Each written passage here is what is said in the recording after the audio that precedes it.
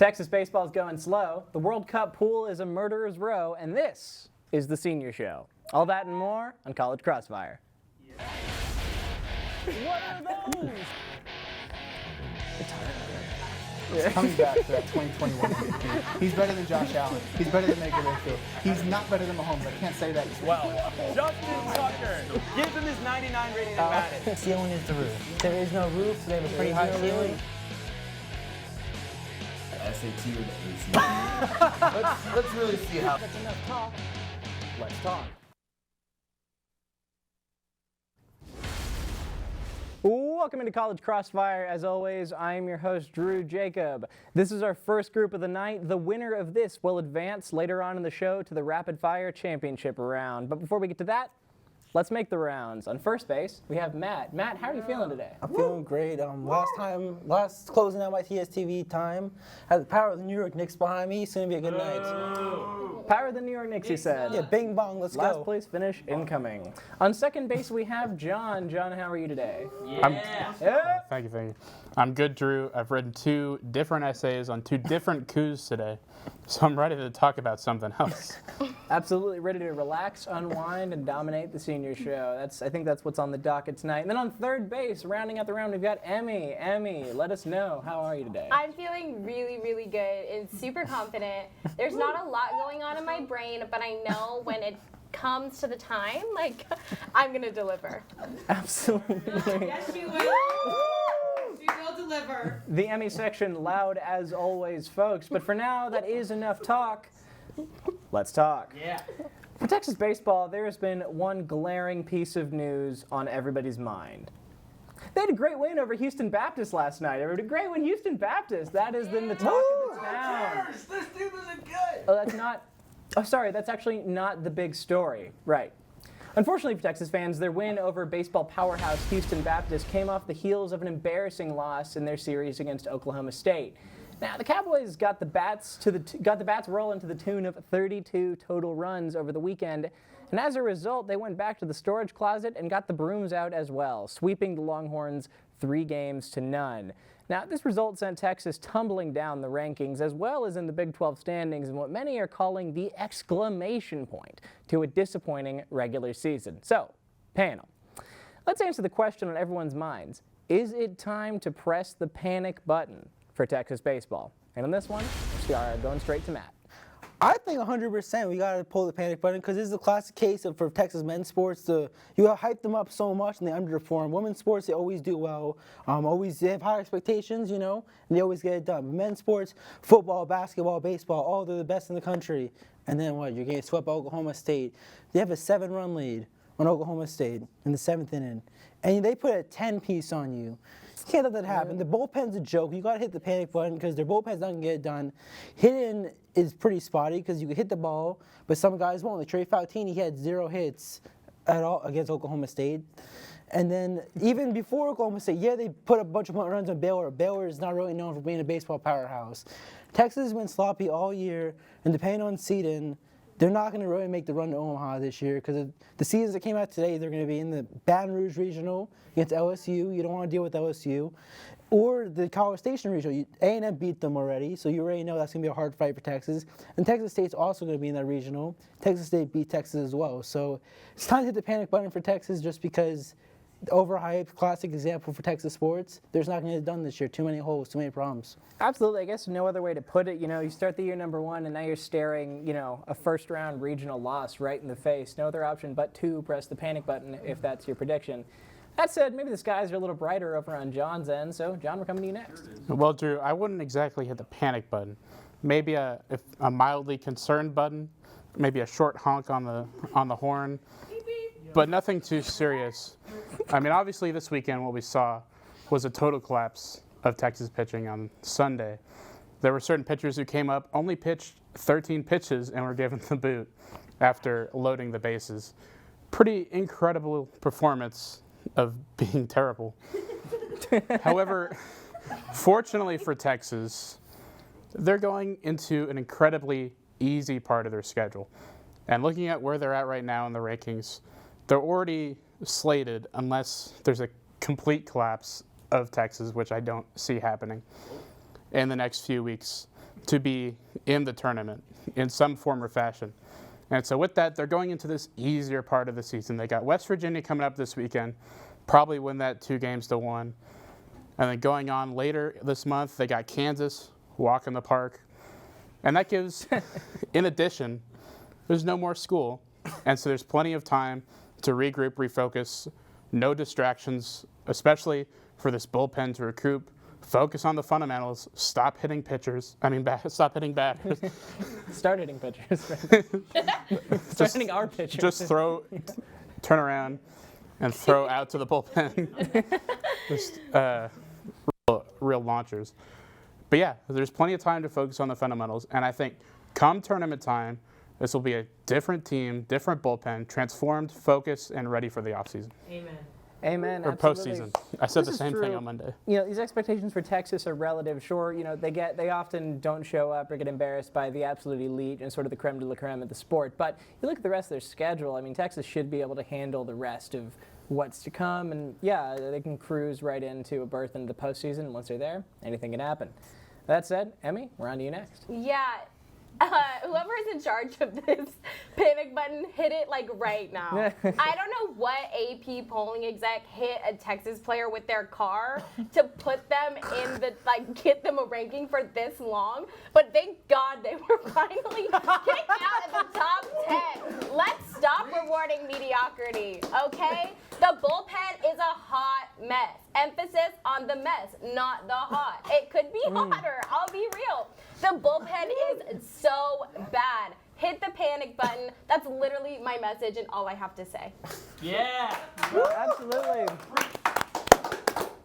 Well, Emmy, you said it all, so there's nothing left to say. That said, John, you will be getting the 3 on this one. Emmy, you will be getting a strong 2. One of the strongest 2s in the history of College Crossfire. And Matt, come on, but there's a lot of game left. I like your shirt, John. Well, folks, the bad news just kept coming for Texas athletics as the Longhorns failed to have a single player selected in the NFL draft for the second time since 2014. As inexcusable as this is for a program that recruits at the level as Texas, but it's not all bad news for Texas.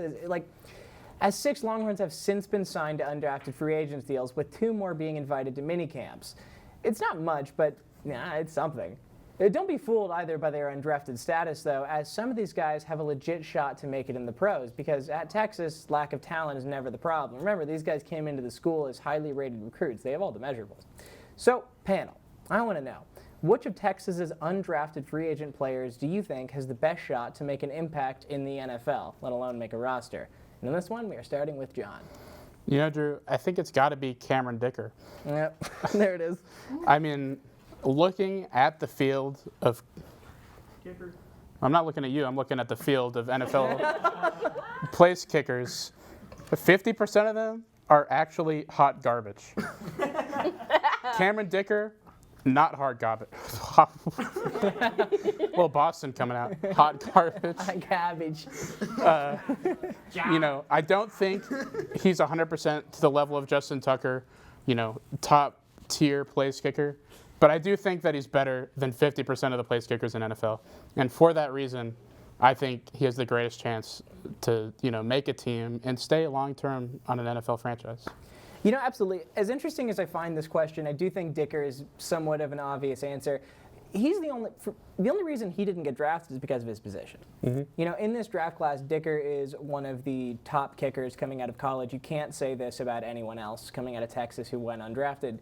That said, I'm ready for one of y'all to play devil's advocate or just keep going hard with Cameron Dicker. That said, Emmy, we're on to you next. Yeah, unfortunately, I'm piggybacking. But I do think Cameron Dicker has the best shot, but not as a kicker. The Rams have Matt Gay, and he's doing a great job. He's one of the top kickers in the NFL right now. So I feel like they're going to put Cameron Dicker on the roster, but as a punter, because they just let go of Hecker. Johnny got the boot, and it's going to be between Dicker and Riley Dixon. So I think the versatility of Cameron Dicker is what he has going for them, especially for the Rams. And I think they'll probably start Dixon, but then I think Cameron Dicker is going to get some playing time. So I think that would be a smart move for the Rams to put him on the roster as a backup punter or even a starting punter. They can flip-flop between the two just because they need to fill that spot on the roster anyway. So yeah, I'd say Cameron Dicker has a good choice, a good chance, not choice. Absolutely, Dicker in his senior year proving to be the Iron Man of special teams players, a real utility guy when the injuries came in for Texas special teams. That said, Matt, I'm going to round this question out. So surprisingly, I'm not going to go with Cameron Dicker because these two both went with Dicker. But I'm going to go with the guy that his sign-in goes really well with that team's draft strategy. We're going to go with Brendan Score to the New England Patriots. Because you look at their draft, they drafted some guy out of Tennessee, Chattanooga in the first round. You guys can boo me all you want, but just hear me what I have to say for this. Texas X, you booed him. Brendan Score. He played both wide receiver and safety in college. I don't think he's going to play either of those positions in the NFL, but the Patriots are known for drafting these guys or signing these guys to be good special teams guys. Brendan Score has been a solid special teams guy his time in Texas and in Oregon. The Patriots have signed some undrafted guys like Matthew Slater, few-time All-Pro as a special teamer. Gunnar Osikowski, I think that's how you say his last name. Super great special teamer, All-Pro. He got a big bag from the Steelers because of his play. So I think Brendan Score is going to be the best signing out of the unrestricted free agents from the Texas Longhorns, just because his versatility on special teams and the way that Bill Belichick does his special teams, I think he'll do something on that team. He'll make a roster spot for sure. Absolutely. You have to consider, the Patriots, the guy couldn't have found a better landing spot than the Patriots. So I think he has a great chance of being a long-time special teamer. That said, for a kicker, there's no position in all of professional sports with less job security than that of a punter or a kicker. So as bright as we think Dicker's future is, could go kaput very fast. So for all of that, Matt, you will be getting a 3 on this one. John and Emme, though, don't feel too bad because you guys will be tying for the 2. Here we go. All right, a lot of game left. Back in April, Toronto Raptors rising star Scotty Barnes was awarded the NBA's Rookie of the Year award, beating out the rest of the field from what still looks like a very promising draft class. Now, that said, the award does not necessarily tell us how things will go from here. I mean, to that point, Bill Russell and Karl Malone did not win the Rookie of the Year award, but Malcolm Brogdon did. Look, my point is these guys are at the very beginning of their careers, and all we can do about the future is speculate. And speculate we will. So, panel, which NBA rookie has the brightest future for their careers? And on this one, we're starting with Emme. I'm going to say Cade Cunningham. He's averaging like 17.4 points a game, which is in the top 10 of the rookie class already. Most people would say Mobley or Barnes because they were all in the running for the award. But with Cunningham at bat, he doesn't have as great of a surrounding cast as Barnes or Mobley. So I think, or the impact metrics that they have. But because of what he's been able to do with his surrounding cast, I say he's the brightest future because he's basically partially carrying that team on his back, and he's so young and he's a bright future. So. Absolutely great answers. Cade Cunningham floated a little under the radar this season, but great call. Matt, round you next. I'm going to have to go with Evan Mobley for the Cleveland Cavs because last year before they drafted Mobley, the Cavs were kind of garbage. And now they made the playoffs this year just due to the fact that he's been playing really well. He should have won Rookie of the Year. He was robbed by Scotty Barnes. But just the way Cleveland has played with Mobley, great passing. He's great in the paint with the blocks, the layups, the dunks. And that with the bigs between him and Jared Allen, there's a dynamic duo right there. I think Evan Mobley is going to have a bright future. So you heard it here first. You heard it here first, folks. Matt Marinchak says Evan Mobley was the missing piece for the Cavs. That's a bold statement. That said, John, you're going to round this answer out for us. Sorry. Matt gave me the look of someone who knows more about the NBA than I do. But I'm going to have to go with Scotty Barnes. He's been playing absolutely incredible this year. And, he's been a great addition to the team. And he's just done so well. And I think he's got a great future ahead of him. So true. Yeah.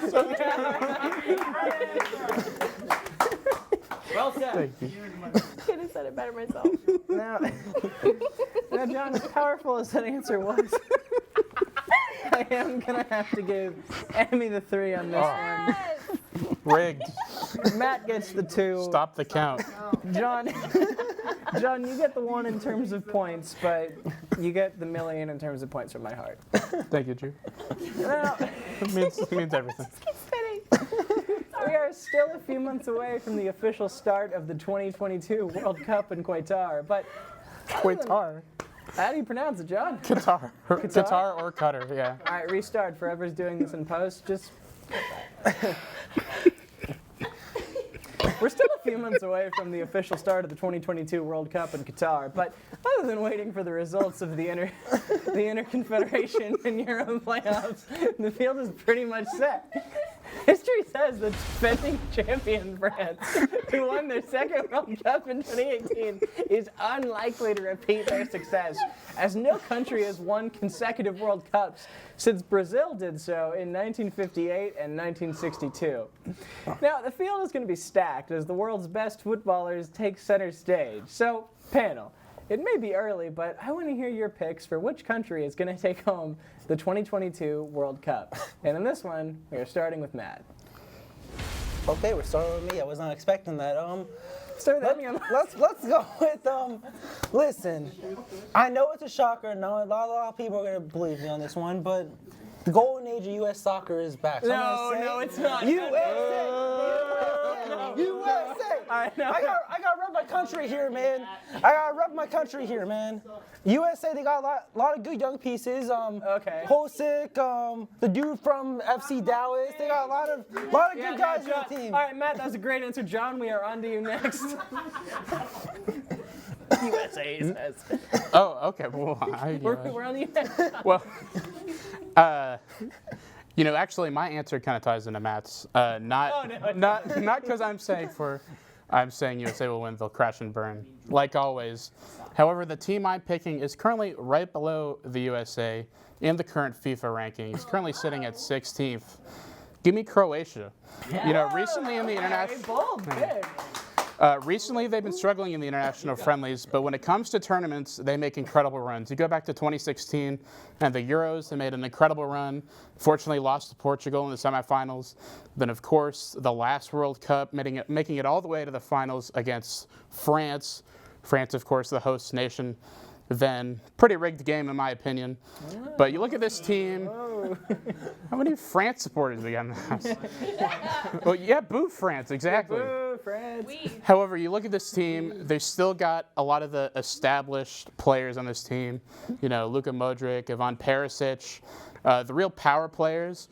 But this team also has a lot of young talent that I think have been finding their place in these international friendlies recently, but will be able to prove themselves in this tournament. And I think they're going to make it to the finals and finally win that World Cup for Croatia. Absolutely. I feel like Croatia's been flying a little under the radar, especially when you consider, they were the runners-up just 4 years ago. Great answer all around. That said, Emme, we're on to you next. Everyone's probably going to say Brazil or France. Some people saying Germany, but their center forward position is just like a hot mess right now. So I'm going to say Argentina. You have Martinez in goal. This is one of the best Argentinian teams we have seen in a while. The defense is unstoppable. Their forwards, their center forward is magic, especially since you have Messi up there. It's his last one. They're going to get it done for him. It's been 36 years. Time for a fourth trophy, Argentina. Absolutely great answers all around, everybody. But that said, John, I'm going to be giving you the 3 on this one. Emme, you'll be getting the 2, and Matt the 1, which brings our scores to a total of Matt in 3rd place with 7, John with 9, and Emme additionally with 9. Absolutely. That's a tie. Not a tiebreaker. All right. Oh, we've got our tiebreaker. Don't you worry. All right, everybody. So in case you don't know, for tiebreakers, we do a trivia question. Oh, no. In what year did Texas win their first football national championship? 1970. No, that was 1960. 1969. That was their second championship. 1901, 1902, 1903, 1904, 1905. 1950. Yeah, enough chances. All right, that's enough chances, everybody. Okay, so who has a good trivia question? 1957. I didn't have a second one. I thought one of them would be able to get it. Paper, scissors. Rock, paper, 1957. scissors. All right, so cut this, right? Again.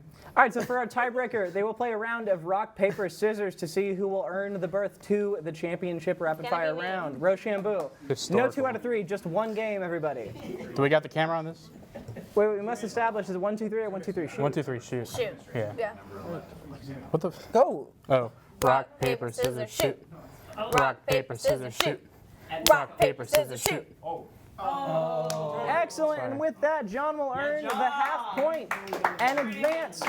Ladies and gentlemen, you will see him again later on in the rapid fire championship round, but for now, we have to take a little break. But when we come back, we will have a whole batch of new panelists. You won't want to miss it.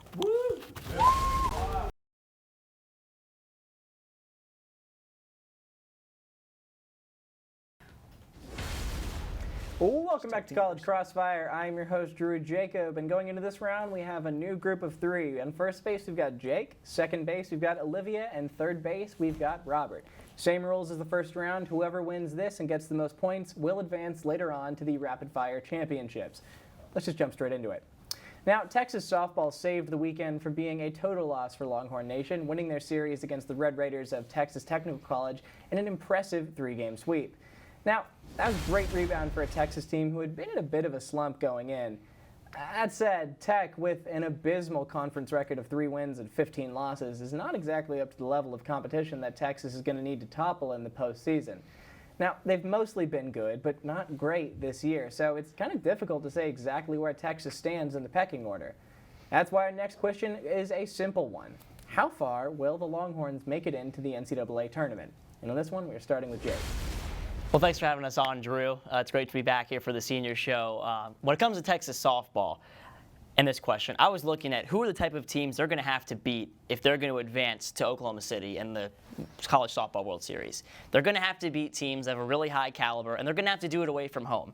Unfortunately, they haven't been able to do that this year. 12 tries Texas has had to play teams away from home that were ranked.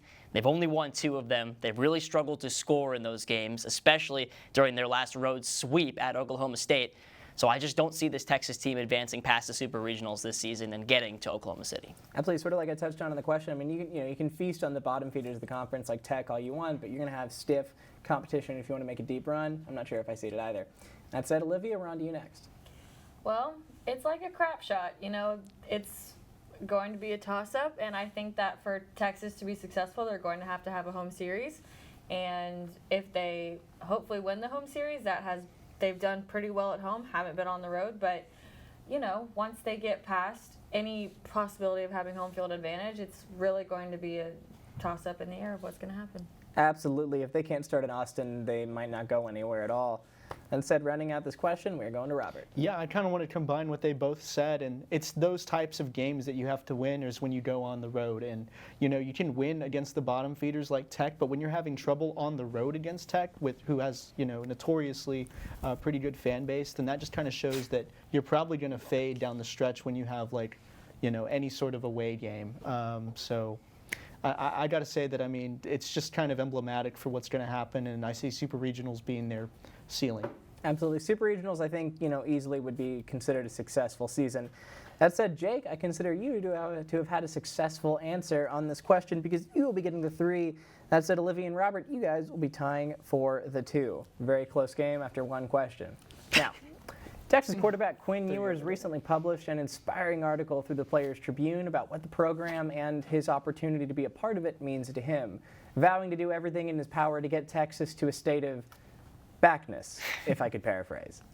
Though, through no fault of Ewers' own, many Longhorn fans are still unsure of what to make of the upcoming 2022 season. I mean, look, he's a great guy, but I mean, we've all heard this one before. Look, it's a long ways off, but this is the very last time that our seniors are going to get to weigh in on Texas football here on College Crossfire. So, panel, simple question, I want a number. How many regular season games is Texas football going to win next year? On this one, we are starting with Olivia. It just is an exhausting pastime being a Texas football fan. It just is. I'm being optimistic. No, I'm not. I'm being realistic. I'm saying 8 wins because that's a winning season. It is a winning season. It is not setting the bar. Key, baby. It's not setting the bar too high because Sark came in, same promises Quinn Ewers made. Exact same thing. Could have been quoted. And look at what last season happened. And so I love that they're optimistic in the locker room. However, I'm going to need to see results. And I think that this team's goal, obviously they're shooting for bowl games. They're shooting for a national championship because that's what you do in a locker room. But I think they should just be shooting for a winning season.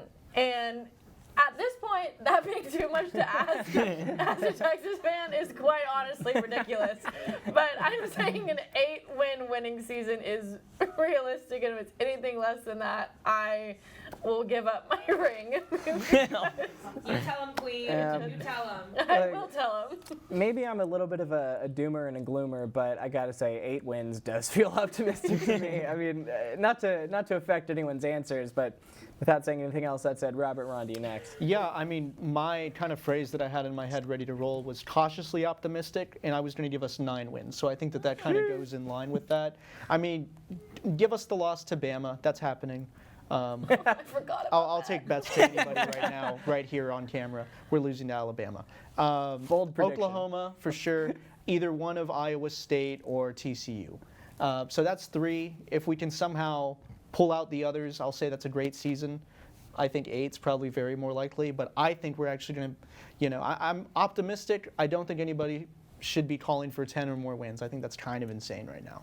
So I'm going to say 9, and I'd say that's as optimistic as you can be as like a true senior up here. Not to affect your answer, Jake, but like if you've seen what we've seen, 9 games is all you're going to win. That's it. No, absolutely. Look, if Texas wins 9 games next year, I expect Quinn Ewers to also walk on water and turn water into wine. That said, though, Jake, we're on to you next. Yeah, there are going to be growing pains with this Texas team for sure. And so I also landed on 9 wins. I put Alabama, that was 1 loss.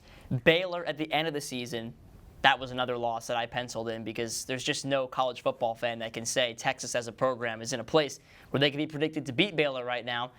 And with the depth concerns, that's the last game of the season. I'm a little more worried about that Baylor game in particular. I gave them 1 more loss because it's just hard to win all your road games in the Big 12. And the 3 of us sitting up here have never seen them do it. So 9 wins is my optimistic prediction. Absolutely. I like that you sort of pinpointed exactly like what the losses are going to be. One thing about Baylor relative to Texas, I don't know if you guys realize this, Texas fans have watched Baylor go through 2 successful rebuilds in the time that Texas has spent going through exactly 0 successful rebuilds. We are in no place to be projecting wins over Baylor. That being said, if they want to surprise us, no one up here is going to be opposed. I mean, I would say that Sugar use Bowl this as would locker room material, qualify please. us as like 1 rebuild. Pin this on The the Sugar bulletin Bowl board. was worth something. But that's like half a rebuild. Yeah, I got That's torn half a down right rebuild, after. for Half. sure. Okay, so That's 2 half. rebuilds for Baylor, half Half a one for rebuild, Texas. yeah. You guys are very That's still a lot, optimistic. yeah. I'm straight up predicting 6. That's just a 6 reach. wins. I think 5 is more likely than 8. Oh, That's true. what I know. Okay, I hate yeah, to, I don't know hate to about that say it. Hey. Say 6 or 7. Wow. Look, that said, I don't match your optimism, but great answers, very, very well thought out. That said, though, Jake, I'm going to have to reward your ability to pick out exactly what the wins and losses are going to be. So you're going to be in the 3 on this one. Olivia, you're going to take the 2, and Robert, you're going to be getting the 1. Now, shifting gears back to the here and the now, the Boston Celtics and the Milwaukee Bucks are currently tied at a game apiece in what may be the most highly debated series currently underway in the NBA playoffs. Now, after all the speculation, we find the teams deadlocked, with perhaps even less clarity than we had before the series tipped off with Game 1. Now, if you saw my appearance on College Press Box last Monday, you know my take. But now I want to hear from the panel. Now, which team, the Bucks or the Celtics, do you think is going to win the series and advance to the Eastern Conference Finals? And in this one, we are starting with Robert. I mean, listen, this is one of those prototypical series that you look at in 2 or 3 years and you say this is going to be the defining moment that shifted the whole conference's kind of strength of power one way or the other. I think we're going to see this matchup many more times in the playoffs. I think here the experience of the Bucks being in this situation is going to overcome. In a 7-game series, I see this one going all the way.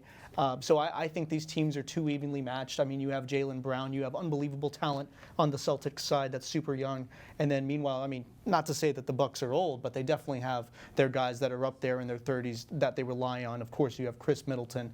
You have Giannis, who is not a spring young buck anymore. So, yeah, pardon me. Ouch. Yeah, a young buck. A young buck. Put some respect on Giannis. So, well, he's not young anymore, but that means he's grown into his role. not He's over an the MVP hill. candidate. He's in No, his he's an prime. MVP. He's That's what grown I his mean. antlers. He's not a young buck anymore. That's so what you can't say he's a younger player, maybe more on the side of Jaylen Brown. Do they have Chris Middleton, though? When is Chris Middleton expected back? Not in He's this injured. series. Absolutely. Not in so this series, that's going to no, be tough but for Milwaukee to overcome. So I easily, Boston overall is a better roster, but I Yeah. always say in the NBA more than any other league, whoever's the better better player has an advantage. Yeah, I think more so when we're talking where does this turn in like 2-3 years. This is definitely a defining series.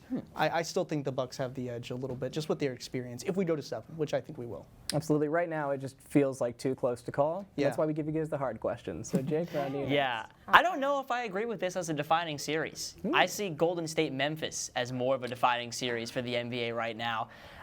To be honest with you, these teams are so even. Robert hit on it, so I default to who has the best player in the series. That is, still in his prime buck, Giannis Antetokounmpo. I'll take Milwaukee in 6. Absolutely, great answers. You know, like you were saying, the Giannis's gravity. You know, the amount of attention that he just requires on the court. You only got 5 players on each team. Having the best player, huge advantage. You can never count out the team that does have that best player. That said, Olivia, you're gonna round this one out for us. I am going to agree with both of them. I'm going with the Bucks. I like them. They look good. Giannis is unstoppable. I think if Chris Middleton was still healthy, this would be a no-brainer. But because he's no longer in this series, I think that hopefully the Bucks are stronger than just one player, and I think that they will prove that, and this isn't going to be – they're not going to let this series fall. They're going to give Chris Middleton another chance to play, and – I just think they're the better team overall. Yes, you have Giannis, but it just is, in my mind, you can never count out the Bucks and bet against them. This is true. I mean, you know, this is a championship team that we're talking about. You got to put some respect on their name. Hopefully, the rest of that team can come and sort of rally around their superstar. And like you said, I thought that was a great point, getting Middleton another chance to play. That said, Jake, I thought your answer overall was the most well-rounded, so you'll be getting the 3 once again on this one. Olivia, you'll be getting the 2, and Robert, you will be getting the 1. That said, the NHL playoffs are underway, and though it's still very early on in the annual tournament for Lord Stanley's Cup, that is not going to stop us from projecting how the rest of the field is going to go. Now, really quick, I would like to add that as of me writing this question earlier today, the field of teams from the United States does have a losing record against Canadian squads. I know this is their thing, but come on, guys. Now, that said, complaints about our country aside, let's get straight into it. Panelists, this is your last chance on Crossfire to talk about hockey, so let's just get straight into it. Which 2 teams are going to make it all the way to the Stanley Cup Finals, and who is going to have their names engraved on the cup when it is all said and done? And on this one, we are starting with Jake. Yeah, I'll put some respect on American teams for this question because the 2 teams I like to advance the cup are both here in the United States. Give me the Colorado Avalanche and the Carolina Hurricanes, a battle of natural disasters. And I think that the Colorado Avalanche's goal-scoring ability and the play of Darcy Kemper, who is kind of an unproven commodity in net, I think he steps up and leads Colorado to their first cup in more than 20 years. Ooh, absolutely great pick. I'm sure the people of Colorado would love to see it. Yeah, Jake's section getting loud. Yeah. Olivia, on to you next. Well, here's the thing. I was not aware we had 2 teams to pick. So, that being said, my first team is Colorado. Like you said, they had 7 goals in the opening game. Like, it looks good. My second team is going to be the Dallas Stars just because they're the only other hockey team I know. And so, I don't know what they look like. I don't know what their record is. But, you know, always got to go with Texas. They're pretty good. They're a wild card. I mean, theoretically, they have just as much a chance as anybody. So great answer. It's anybody's game, yeah, Drew. It's anybody's game. It's anybody's game. A lot of playoff left. It's still anybody's game. I said Robert. Listen, I hate to be the last answer and say it's not anybody's game. I'm actually technically statistically out. Go look at Vegas. Colorado Avalanche. They are the favorites at plus 330. Take a flyer on them. Yeah, take a flyer on them. I also, like Olivia, I'm pretty sure I only had 1 team to pick. But, I mean, he convinced me on a natural disaster question. I'm pretty sure we only had 1 Hey, don't sleep on the We had Hurricanes. a natural disaster question, you know. I see that being a thing, you know. And I actually have been watching a little bit of Hurricane hockey. I do like them. I do like the Avalanche, though. We'll see if their roster actually holds up. Because I've been watching a little bit of hockey, actually. They're deep. We'll see. Yeah, but, I mean, it's a long playoffs is the thing. And you never know. I'll start by just saying, Olivia and Robert, let's just say you guys can tie. You guys tied for the 2 on that one, but Jake, everybody get your brooms out. Sweep! The champ is back. I Jake think with the it's rigged. sweep. He Everybody, bribed him. I was out here to prove a point Ladies and today. gentlemen, my authenticity, I can't be bought. Jake just swept this round fair and square. That said, he will be advancing to the Rapid Fire Championships later in the show. But for now, we have got to cut to another commercial break. But when we come back, our third group will be in the booth. You won't want to miss it.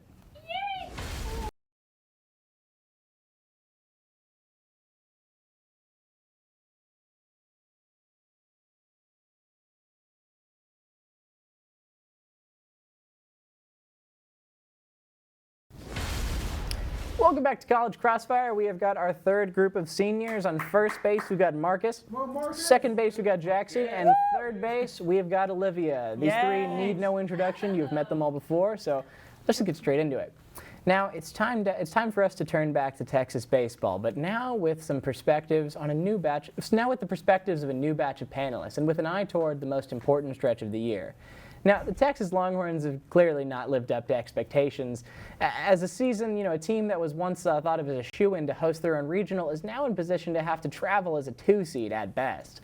But they have proven themselves to be a dangerous group nonetheless. As Hall of Fame Longhorn Augie Garrido once said, the world treats winners a lot differently than losers. And as he knew, the most important games to win come in the tournament.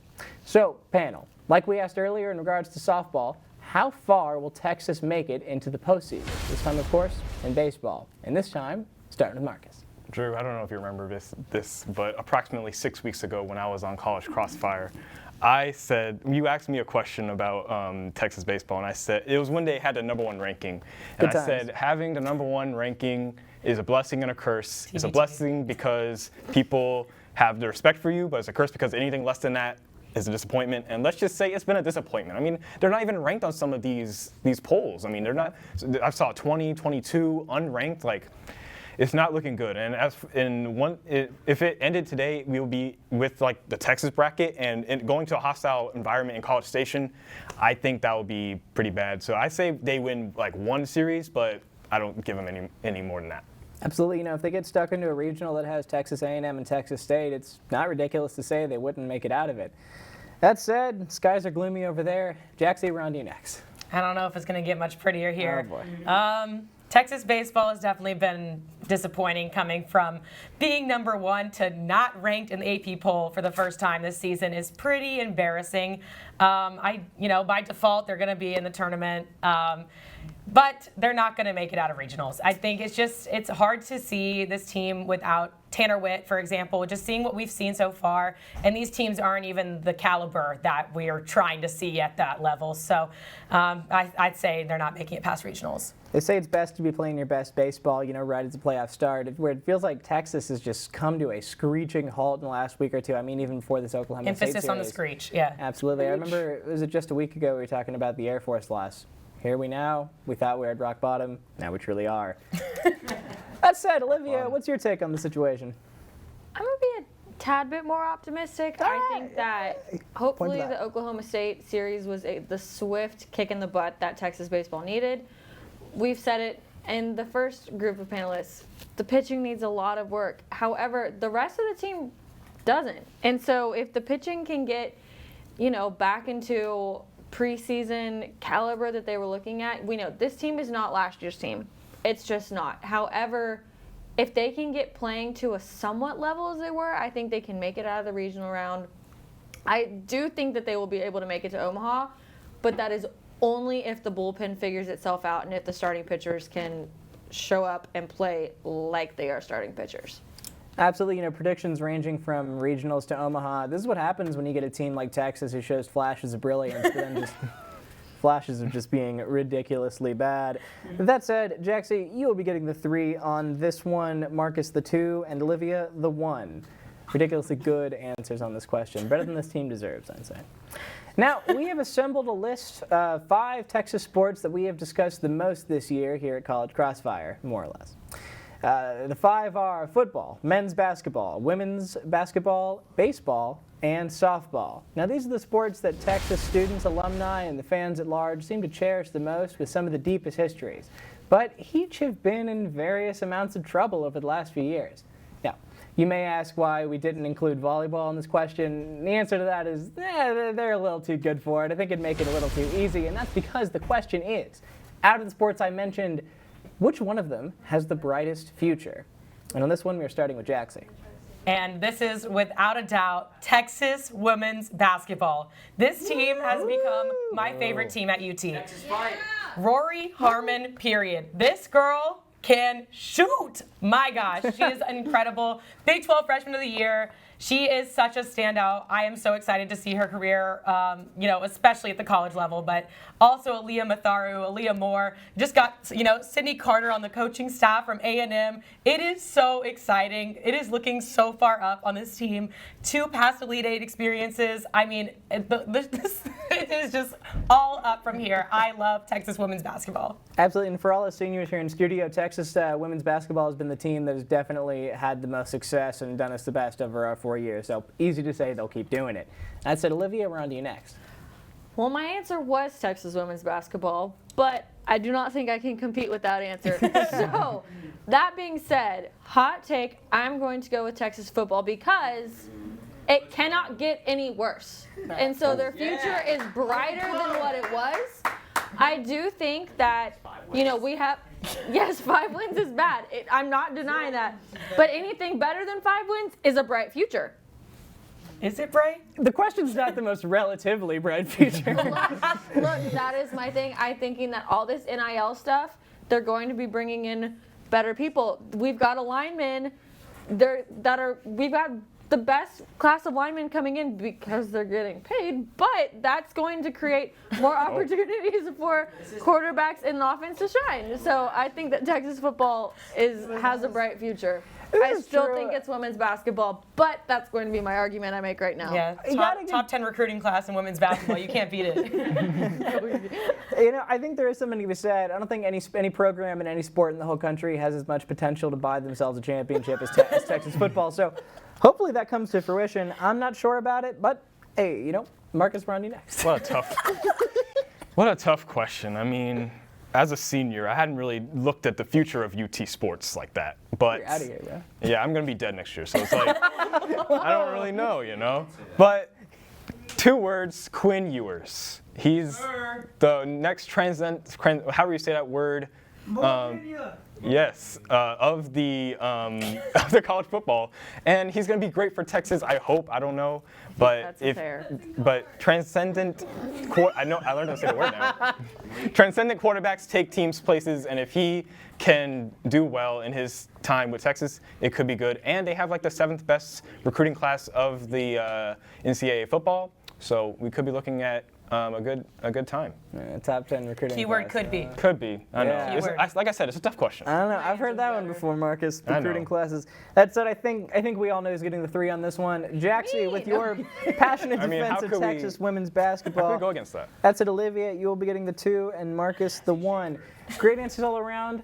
Let's see, we're going into our last question. The most prestigious prize in all of professional basketball. Now, the NBA playoffs are still in their 2nd round, but with tensions heating up as players see themselves getting closer and closer to the ultimate goal, it seems like a good time to ask the real question, the big question. So, panel, let's get straight to it. Give me your predictions, spoilers, and/or stone-cold locks of the century, and let me know which 2 teams are going to make it all the way to the NBA Finals, and then who's going to win it all. In this one, we are starting with Olivia.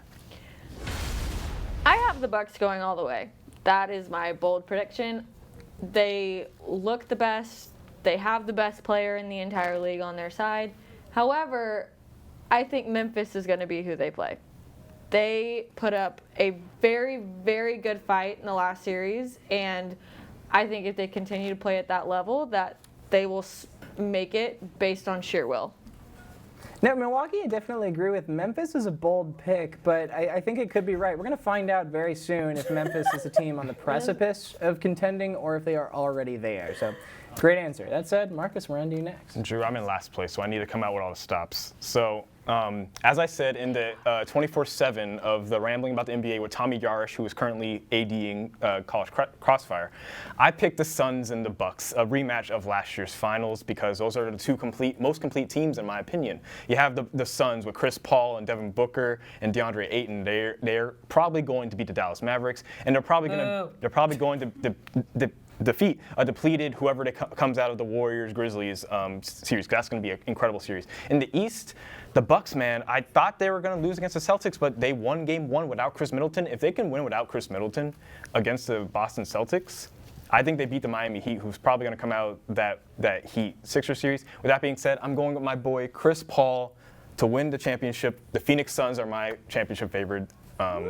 Yes, woo.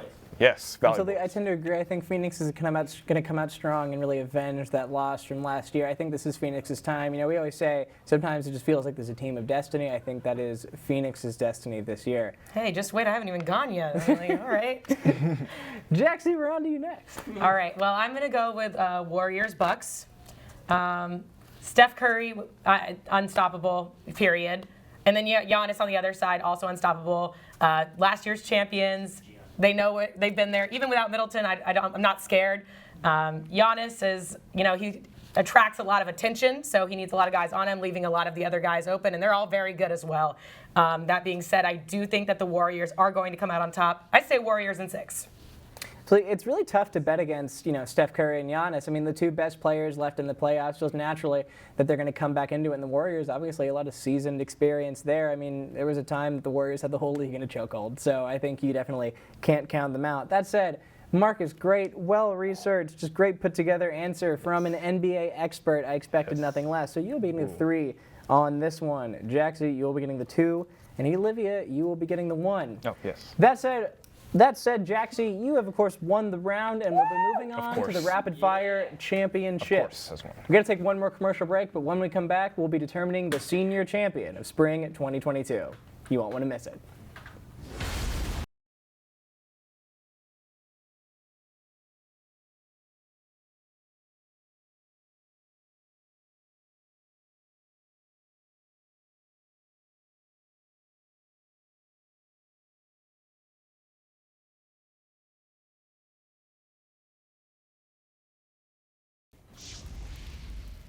Welcome back to College Crossfire, and I hope our panel's ready to think on their toes because it's time for Rapid Fire, which of course means one last time, it is anybody's game!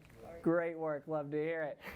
Now, the University of Texas recently unveiled the design for the brand new basketball court to be installed at the brand new Moody Center. Now, it's an understated look that opts for a clean and sharp aesthetic, though to some, it's just a bit boring. Not to mention the little mini controversy that erupted over the no longer present Texas State-shaped silhouette behind the Longhorn logo at center court. You can never please everybody, but panel, let's try. What changes would you make to the basketball court to improve the look for all of Longhorn Nation to enjoy? Anyone can jump in. Well, I think definitely incorporating something that relates to the tower, whether it be having it incorporated into the design, maybe on the court, or having designed the Moody Center in a way to make it viewable. Obviously, I was at the Moody Center media preview, and standing up on the upper deck, you have a perfect view of the tower. But unfortunately, from the inside, that's really lost unless you're standing on the outside. So something that really, puts a center stage on the tower because it's so important to the University of Texas and, just the program in general. Absolutely. I was never a fan of the shape of Texas silhouette being behind the Longhorn. It's just not really unique to UT Austin. But the tower, I think this is something people can get behind. It's sort of an iconic image of the school. That said, anyone else want to jump in? I love a skyline on a court, and I think Austin's getting to the point as a city where the skyline's getting impressive, and I think you can incorporate a lot of that, and it would keep it fresh every year because the Austin skyline is always changing. You're going to have a crane included in the skyline? Of course. Yeah, it's like literally construction consistently. I'm going to have to say I need Bevo on that court. He is there. Because He's in the middle. I know, but I need a full-on Bevo. Okay. No, On I want both real sides. Bevo. Because Bevo is not at the games. That is my point. He is at the football games, but he needs to appear at the basketball games. But if they can't have him in the arena, then we need him on the court, like a full life-sized fat head kind of thing, as much as I would love to see a Bevo effigy just right there, center stage on the court, John, I think this tower design is something that legitimately could be implemented and look very clean and very sharp, very unique on a basketball court. Clean, clean, clean. Nothing clean about Bevo. That said, John, you're going to be getting the points on this one. He's perfect. I love him. He's perfect, but he's a cow. Now, Texas wide receiver Xavier Worthy reportedly received a steep six-figure offer from another Power 5 school to leave the 40 acres and enter the transfer portal. He, of course, elected to stay with the Longhorns, but if a school with deep pockets like Texas can nearly outbid, it can happen to anyone.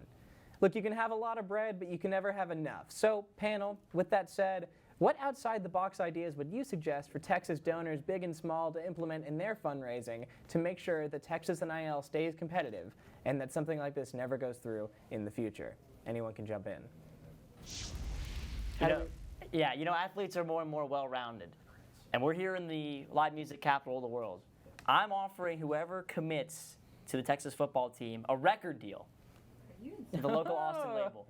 That's pretty good. Any genre of your choosing, you can have all the resources in the world. Well, you have different coaches that actually recruit for different genres, right? Oh, okay. You have experts. I like this. Use the city. I think a lot of very interesting material would come out of it. I like the idea of how many people are on the roster? Like 90 people. You drop 90 new EPs a year. Yeah, I mean, we've seen what happens when it goes wrong with the Brian Kelley videos. That's not going to be us. Absolutely, I would love to see it. But who else wants to jump in? Texas, one of the best programs a person can come to Texas for is petroleum engineering, and a lot of the donor money that comes in from Texas or to Texas is oil money. So I'm thinking, set up recruits with a nice little patch of land out in West Texas, a big old oil rig, not only does it give them land for now to maybe relax on spring break, have a couple Raiders out in West Texas, but also it cements their future. Not everyone makes it to the NFL, but you can make it as an oil man or oil woman. Matter of fact, 0 players were drafted. I appreciate representation, an oil woman. Well, what they say about West Texas, it's so flat you can see out for miles, but of course in West Texas, it's nothing to see.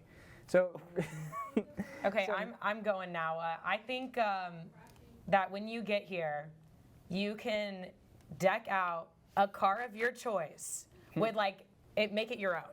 You can design it. You can put Bevo on there if you want to, but you can have your name, your number, everything that you want. It has to be burnt orange, but that's the one rule. Well marked. Well, they all got the suits this year, so I'm like, if you didn't choose a burnt orange suit, what are you doing? That's so cool for the football team. But if you commit to Texas, you get a car with your design of your choice. Wow. You know what? Getting land in West Texas or getting my own EP, these are both tempting, but I think the thing that would make me sign would be getting my own car as long as it's burnt orange of my choice. So, Jaxie, you're going to be getting the 2 on that one. Let's said one last question, everybody. It's been a long show.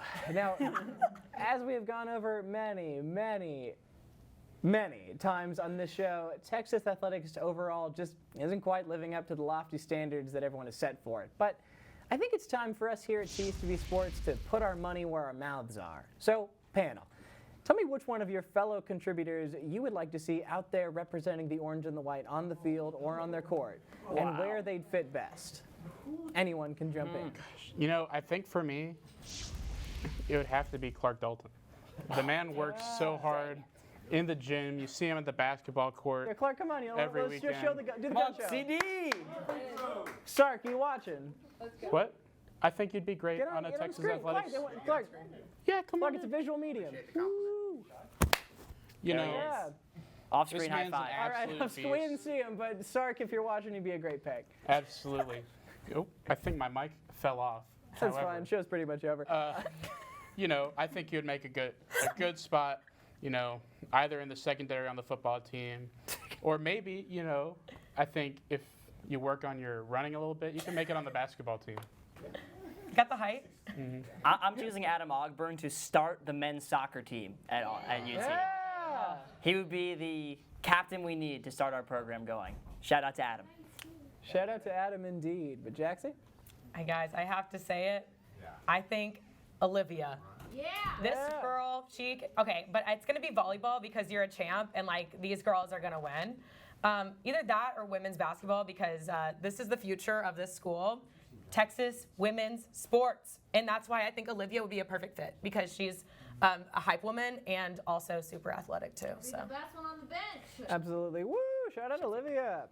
Now, that said, I am not going to be awarding points on this one based on the merit of the athletes. Of course, everybody at TSTV Sports is a super athlete in their own right. But instead, I'll be basing it based on the merit of just the absolute passion of your defense for your chosen athlete. And of course, that means the points are going to be going to Jaxie. You'll be getting the points and the win. Jaxie is the 2022 senior class champion. Yeah. Do we have time for FaceTime?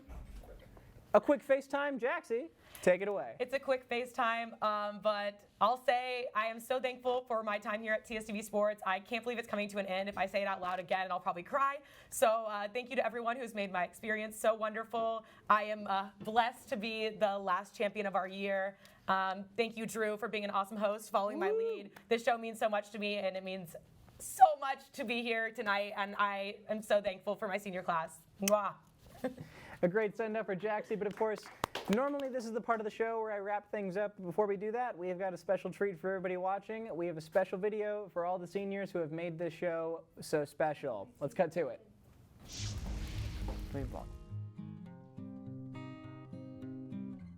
Texas football is ranked in the top 15. Texas volleyball will compete on new stomping grounds, and the Eastern Conference Finals are soon approaching. All of this and more coming up on College Crossfire. College Crossfire first-timer, Matt Marinchak. Matt, how you feeling? Good, great to be here. The first college football rankings drop, and Chris Beard at Texas tips off all of this coming up on Texas Countdown. Andy Reid. Andy, how are you doing? You know, you got a big showdown against the Minnesota Vikings this weekend. How are you doing this week? Pretty good. I cut off a chicken head, had it run around, and it predicted that we're going to win this week. All right, that's what I like to hear. Hello and welcome into the very first episode of the 1-0 Sports Show. I'm your host, Thomas Fitch, joined alongside by my co-host, Robert Trevino. Thanks for joining us this morning. Welcome to the show that's just trying to go 1-0 week in and week out. Our basketball analyst, Emme Basnett, to the show. How are you doing tonight? How are you feeling? I am so good and super happy to be back on Press Box. It's been a minute, so I'm really excited to chat about some women's basketball. On second base, Jake Herman. No relation to Tom Herman. No relation, but hopefully, much like Tom Herman, I can be 1-0. All right. Well, we got some boos already from the crowd. Wow. Boo me all you want. Wow. And another TSTV rookie, we've got Clark Dalton here. Clark, how you doing? Great, having a fun freshman year. Hey, they're fashionable. Well, Cargos. You know what? I'm glad to have all of you here on tonight, despite your cargo shorts. Let's dive right on in. All right, fellas, that's enough talk. Let's talk. We're going to take you guys through it now. Hope you follow along, get some of that draft day excitement. And now I get to say some of the most exciting words in football. The Cincinnati Bengals are on the clock. Let's introduce tonight's panel for the first ever all-women show on College Crossfire in the show's 15-plus years on being in the airwaves. I'm standing here with Jaxie. So, Jaxie, who's going to win this weekend? Texas Longhorns, baby. Okay, why is that? Because we are so good. We are so good. The defense is lacking a little bit, but I think we're going to pick it up this weekend. We're going to pick it up this weekend. How about try that? No. Thanks, Robert and Emme. I'm Matt Marinchak here with Jake Herman at the Frank Irwin Center. The atmosphere is electric tonight. You got the #1 team in the country, the Baylor Bears, come in and take on the Longhorns. Jason Conander, Clark Dalton here to recap an exciting night here on campus. First question for you, Clark. What did you think about the atmosphere? I thought the atmosphere was electric. It felt like I know this is a bit hyperbolic, but it felt true. It felt like an NCAA tournament game with all the students coming in, cheering at their loudest. What do you think? I agree with Eric. I don't believe they should have made a tournament. A 500 record shouldn't warrant a tournament bid, especially a team such like high aspirations as Texas had and a team so big as Texas. And I don't think they should have made it. On the fielding side, not too many errors, but they did have 2 against Mississippi State. But the biggest problem here is pitching.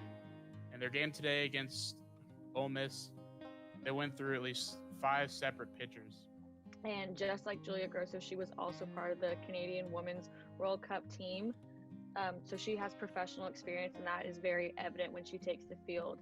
during this first game again, she proved that just like last year, she will be an important component for the Texas defense, shutting down several one-on-one attempts. Yeah, like you were saying, it's an impressive road win for Texas, and they knocked off the defending national champions, #3 Stanford, making history since this was their first non-conference home loss since 2017. He went 4 for 6 at the plate today. Clearly, you were seeing the ball well. What was your approach during those at-bats? I was just chasing a fastball, getting one good pitch to hit. The question is, should the Astros be stripped of that 2017 World Series title? Clark? We're about to get a lot of booze in the studio. Cheating is encouraged. Look, hang on just a second. In 2017, the New York Times described sign stealing in baseball as an art form, something that's even admired. Now, look, what the Astros did was wrong, and it was by a camera, but that's kind of by a technicality, and we haven't really established all of the rules surrounding sign stealing in baseball. I think that they're a good team. They have a good ceiling. And I'm going to use a metaphor that Michael Jordan used a couple years ago when talking about the North Carolina football team. He said the ceiling is the roof. And being the fact that the football team plays outside, there is no roof, so they have a pretty high ceiling. So I think Texas Hands team has a high ceiling. Anybody can still win this game. Rams 2002, Panthers 2004. Not 2002. 2001, Rams 2001, Rams 2001, Panthers 2004, Eagles 2005. Texas lost to Kansas in football, Texas lost to Kansas in football, and Texas Longhorns lost a game of football to the Kansas Jayhawks. So at the Texas volleyball games, they all go out on the court before, and there's a lady at the front that leads these stretches. I think if they did a nice team Zumba class, that could be fun. I think just a group effort. I think it'd be a fun, nice team atmosphere. All right, Team Zumba. Cameron Dicker to kicker. He's had so many great kicks in his career. I think if you get him, he could be a next Justin Tucker. So, you know what? If you want a kicker, get Dicker. Can I say what I don't want pumped into the stadium? That "Don't Stop Believin'" song. I'm sorry to come out against it, but it was a cool one-time thing against Iowa State. All right, believe me, I was there. It was electric. Everyone with their phones out. It was awesome. Okay, it was once in a lifetime moment. College football for the University of Texas at Austin. It was incredible. But now it has been overdone to death. Playing "Don't Stop Believin'." You do have time for FaceTime, so take it away. Well, I'm going to take today's FaceTime to reach out to a dear friend, Bryce Harper. I've grown up a Nationals fan, as hard as it's been, watching you lose time and time again in elimination games, which you somehow find a way to lead, but still lose. So Bryce Harper, come home to DC. We have a great team waiting for you. I promise the bullpen won't blow it this time. That's all I got. John? I think we should do a land swap. If Texas wins, we just gain all of Oklahoma. And if Oklahoma wins, no one wants Oklahoma. If Oklahoma wins, we give them the Panhandle. But I think if you send someone onto the field, just send a streaker, just doesn't matter what type of person. Yeah, I say release Bevo and just see what happens. I mean, we saw what happened with Uga. So if he can just replicate that in some way, I think it would distract pretty much anyone. For those who don't know, it's Clark's birthday. He is 20 years old, ladies and gentlemen. Woo! Happy birthday, Clark. Thanks, Ted. I really appreciate it. Whoa, whoa, whoa, whoa, whoa. Texas needs to win this week. You lose to Kansas. Come on, you can't lose to Kansas. Fire everybody if you lose to Kansas. I think if we lose to Kansas, I'm going to the transfer portal. But on behalf of Adam Ogburn, Ellie Termillion, everyone in studio and Master Control, I'm John Kelley. Have a great morning. I'm Jake Herman saying good night for now, and we'll see you next week. For all of us in the studio, the panelists, and everyone in Master Control, I'm Drew Jacob. Have a wonderful evening, and you can't see me.